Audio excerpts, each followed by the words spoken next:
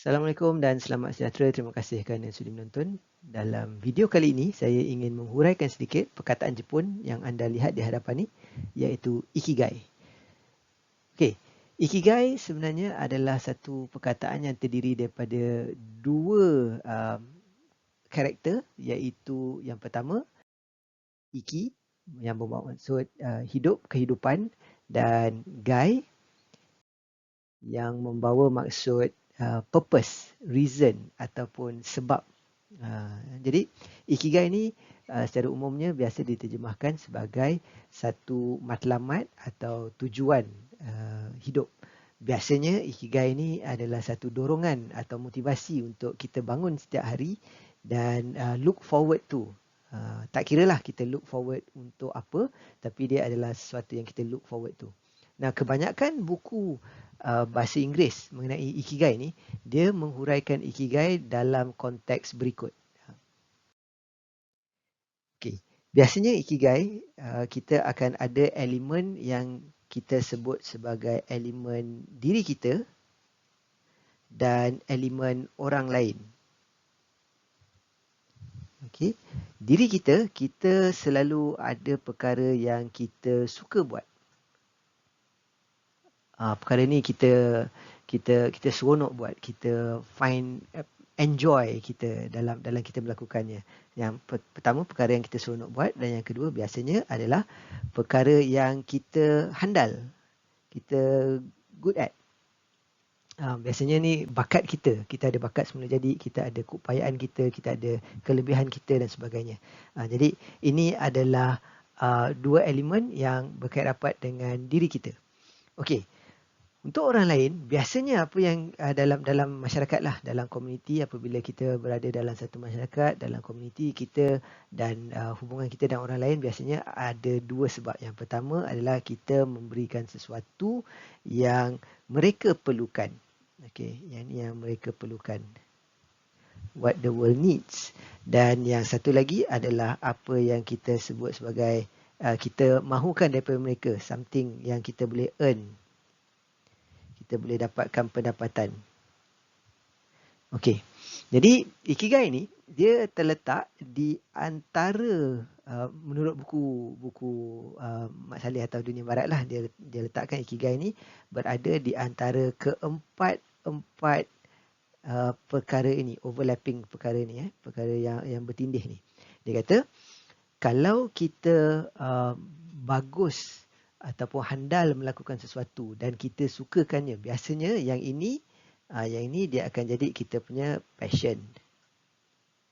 Okey. Kadang-kadang apa yang kita lakukan tu kita bagus dan kita boleh dapat sumber pendapatan daripada yang ni, biasanya kerjaya atau profession kita. Ini kerjaya kita, profession kita. Ada kalanya kita suka perkara tu dan kita tahu dunia perlukan. Yang ni biasanya diterjemahkan sebagai kita punya mission. Kita punya arah tuju. Kita contohnya kita seorang yang cintakan alam sekitar. Dan pada masa yang kita tahu dunia ni perlu dijaga alam sekitarnya. Jadi itu jadi mission kita. Tapi kalau kita tak langsung meletakkan diri kita, tetapi kita melebihkan fokus kepada orang lain, kepada apa yang dia nak, apa yang dunia perlukan, dan juga pada masa yang sama sesuatu yang kita boleh earn pendapatan daripada yang ini, biasanya disebut sebagai ini adalah kerja, job ataupun vocation kita. Jadi setiap satu elemen ni dia ada kelemahan dia tersendiri. Contohnya kalau kita terlalu fokus kepada kita punya passion, ramai orang kata kita kena kejar passion kita kena timbulkan passion kita. Biasanya kalau kita bekerja, jarang sekali kita jumpa orang yang bekerja, dia suka kerja dia bagus kerja dan dia passionate. Dia biasanya dia akan bertentangan dengan ni. Jarang dia overlap. Sebab dia ada satu tempat yang dia boleh dapatkan sumber pendapatan, tapi pada masa yang sama dia tak enjoy, dia tak seronok, dia rasa kekurangan dekat situ. Pada masa yang sama, kalau kita terlalu fokus pada mission, kita masuk NGO dan sebagainya, saya tak kata itu salah, tetapi kita juga perlu hidup. Kita juga perlu sumber pendapatan. Jadi dia ada kekosongan juga dekat situ. Dan kalau kita melakukan sesuatu yang kita secara profesional, kita bagus, kita boleh earn daripada situ, tapi dia adalah bukan sesuatu yang dunia perlukan. Jadi kita sentiasa akan rasa vulnerable ataupun kita rasa diri kita kurang confident, kurang yakin dalam arti kata bila orang dah tak perlukan kita, nanti kita akan ditolak ke tepi. Jadi ini sentiasa ada elemen-elemen ni yang kekurangan. Jadi bila disebut ikigai, ramai orang mungkin agak skeptikal, dia agak sangsi sama ada boleh ke kita ada semua bahagian ni. Jadi dekat sini saya ingin memperkenalkan satu kaedah lain untuk melihat ikigai. Okey. Jadi yang biasa kita lihat adalah diagram ini yang saya conteng tadi, biasanya dibentukkan dalam diagram ni apa yang kita suka, apa yang kita mahir buat, apa yang kita boleh dapat sumber pendapatan dan apa yang dunia perlukan, dan di overlapping area itu semua ada kekurangan-kekurangan dia yang tersendiri. Apa yang saya nak syorkan adalah melihat ikigai dalam perspektif berikut. 4 komponen tadi, benda yang kita suka, benda yang kita bagus, benda yang kita dapat sumber pendapatan dan world needs ni yang diperlukan oleh dunia di sekeliling kita ni, sebenarnya dia adalah ke arah satu matlamat, iaitu to serve. Sebagai seorang Muslim, kita menyembah Tuhan Maha Pencipta yang dijadikan kita ni untuk menjadi hamba dan juga menjadi khalifah, iaitu secara umumnya kedua-duanya adalah untuk serve. Jadi by default kita sentiasa nak serve. Kita nak serve satu-satu purpose, kita nak serve satu-satu tujuan. Jadi jiwa kita ni sentiasa mencari apa yang kita nak, apa yang kita boleh serve. Ibu nak serve anaknya, suami nak serve isterinya, isteri nak serve parents dan sebagainya. Semua dia ada komponen-komponen yang kita mencari rasa untuk memuaskan rasa untuk serve itu, untuk berkhidmat itu. Okey. Jadi disambut dengan apa yang dalam kehidupan seharian, kita ada bahagian yang kita nak serve untuk diri kita sendiri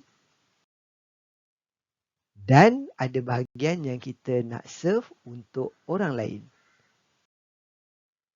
Nak serve untuk orang lain ni lah maksudnya pekerjaan dan sebagainya. Tak salah. Jadi komponen ni by default memang ada.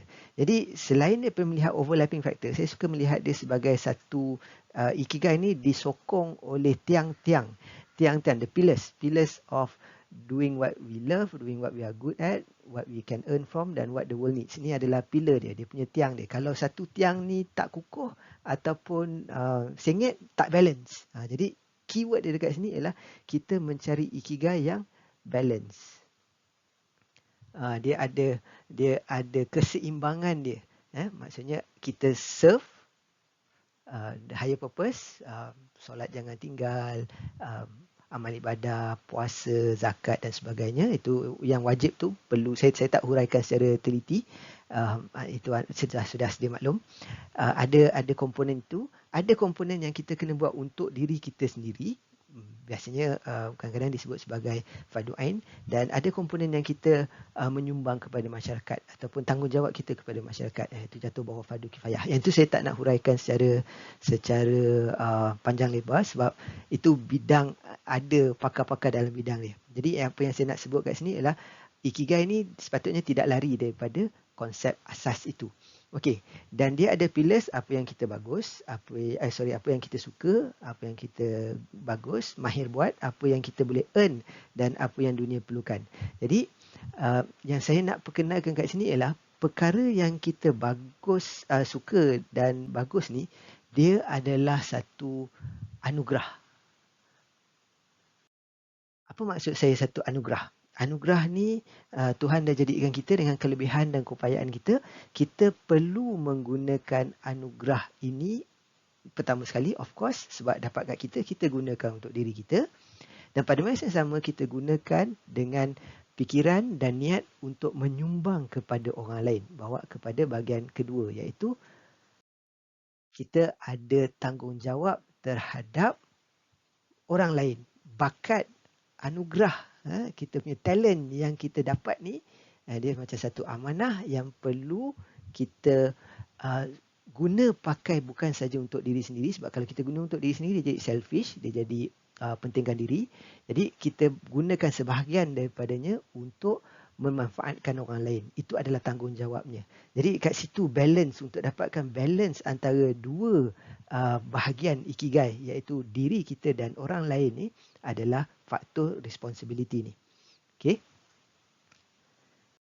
Jadi apabila kita ada responsibility itu, kita alert tentang responsibility itu, kita perlu contribute. Siapa yang kita perlu contribute ni? Kita contribute kepada orang lain, anggota masyarakat, sekeliling.